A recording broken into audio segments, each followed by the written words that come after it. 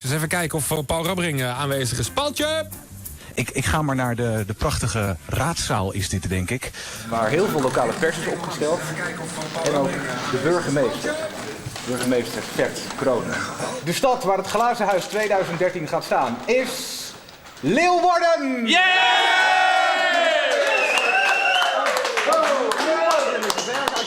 Het is niet een commercieel evenement, maar mensen gaan zelf meedoen, geld inzamelen voor een goede doelenactie. Dus dat kunnen de Friese als geen ander. Dus voor de hele provincie een feest.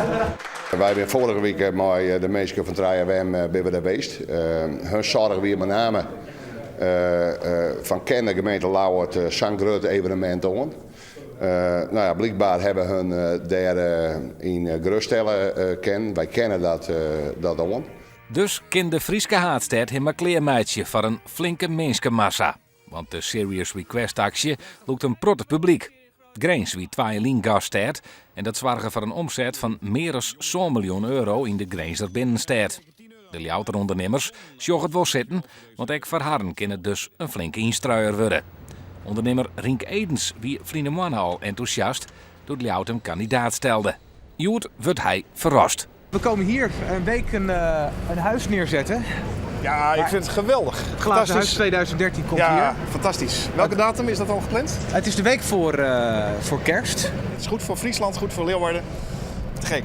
Ja, en volgens mij, ik word er echt heel warm onthaald hier. Ook met jou is gelijk leuk en ik heb echt een heel goed gevoel bij Leeuwarden. Voor de mensen die het de aanroende jaren toch nog mist hebben, bij deze actie laten 3 DJ's haar een aantal dagen opsluiten in een glazen huis.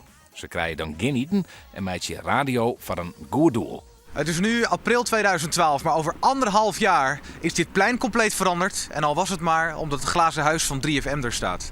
3FM Serious Request, Glazen Huis 2013. Hier op Zeiland in Leeuwarden. En ik heb er heel veel zin in. Paul vanuit Leeuwarden, het Glazen Huis 2013.